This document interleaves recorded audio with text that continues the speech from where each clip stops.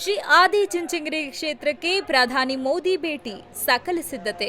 ಆದಿಚುಂಚನಗಿರಿ ಕ್ಷೇತ್ರದಲ್ಲಿ ಮಂಡ್ಯ ಜಿಲ್ಲೆಯ ನಾಗಮಂಗಲ ತಾಲೂಕಿನ ಪವಿತ್ರ ಪುಣ್ಯಕ್ಷೇತ್ರ ಆದಿಚುಂಚನಗಿರಿಗೆ ನಾಳೆ ದೇಶದ ಪ್ರಧಾನಮಂತ್ರಿ ನರೇಂದ್ರ ಮೋದಿಯವರು ಆಗಮಿಸುತ್ತಿದ್ದಾರೆ. ಈ ಹಿನ್ನೆಲೆಯಲ್ಲಿ ಶ್ರೀ ಕ್ಷೇತ್ರದಲ್ಲಿ ಬರದ ಸಿದ್ಧತೆಗಳು ನಡೆಯುತ್ತಿದ್ದು, ಭದ್ರತಾ ವ್ಯವಸ್ಥೆಗಳನ್ನು ಸಮರೋಪ ಹಾದಿಯಲ್ಲಿ ಕೈಗೊಳ್ಳಲಾಗಿದೆ. ಹೆಲಿಕಾಪ್ಟರ್ ತಾಲೀಮ್. ಪ್ರಧಾನಿಯವರ ಆಗಮನಕ್ಕೆ ಶ್ರೀ ಕ್ಷೇತ್ರದಲ್ಲಿ ನಿರ್ಮಿಸಲಿರುವ ಹೆಲಿಪ್ಯಾಡ್ನಲ್ಲಿ ಇಂದು ವಾಯುಪಡೆಯ ಹೆಲಿಕಾಪ್ಟರ್ಗಳ ಪ್ರಾಯೋಗಿಕ ಪರೀಕ್ಷೆ ಟ್ರಯಲ್ನನ್ನು ನಡೆಸಲಾಯಿತು.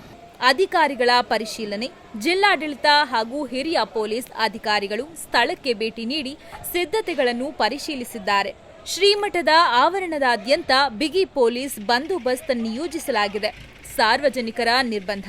ಭದ್ರತೆಯ ದೃಷ್ಟಿಯಿಂದ ಶ್ರೀ ಕ್ಷೇತ್ರದಲ್ಲಿ ಭಕ್ತಾದಿಗಳು ಮತ್ತು ಸಾರ್ವಜನಿಕರ ಪ್ರವೇಶ ತಾತ್ಕಾಲಿಕವಾಗಿ ಕಟ್ಟುನಿಟ್ಟಿನ ನಿರ್ಬಂಧ ಹೇರಲಾಗಿದೆ.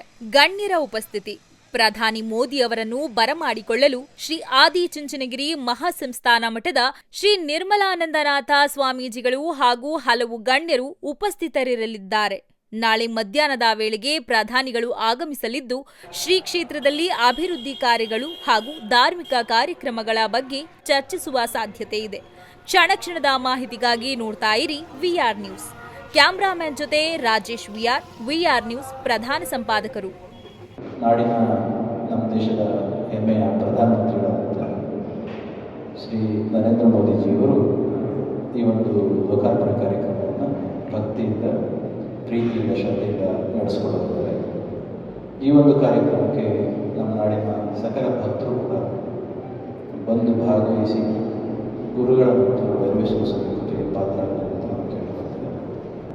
ಅಜ್ಞಾನವಾಗಿರ್ತಕ್ಕಂಥ ಒಂದು ಕಾಸರವಾಡಿ ಕಾರಣದೇ ಅಂತ ಕರೀತಾರೆ. ಅದೇ ರೀತಿಯಲ್ಲಿ ನೀವು ನಮ್ಮ ಈ ದೇವಸ್ಥಾನವನ್ನು ನೋಡಿದ್ದಾದರೆ ಗರ್ಭಗುಡಿಯ ಮಧ್ಯದಲ್ಲಿ ಪೂಜ್ಯರು ಆತ್ಮಸ್ವರೂಪದಲ್ಲಿ ಚೇತನ ರೂಪದಲ್ಲಿ ಇದ್ದಾರೆ. ಅದರ ನಂತರದ್ದು ಒಂದು ಕಾರಣ ದೇಹ ಆಯಿತು ಅಂದರೆ ಈಗ ಇಲ್ಲಿ ನೋಡ್ತಾ ಇರ್ತಕ್ಕಂಥದ್ದು ಸೂಕ್ಷ್ಮ ದೇಹ, ಇನ್ನು ಹೊರಗಿನ ಕವಚ ಅದು ಸ್ಥೂಲ ದೇಹ. ಯಾವ ರೀತಿ ಪ್ರತಿಯೊಂದು ಚೇತನವೂ ಕೂಡ 3 ದೇಹಗಳನ್ನು ಹೊಂದಿರುತ್ತೋ ಅದೇ ರೀತಿ ನಮ್ಮ ಈ ಮಂದಿರವು ಕೂಡ, ಗುರುವಿನ ಮಂದಿರವು ಕೂಡ 3 ವಿವಿಧ ಆಲಯಗಳು.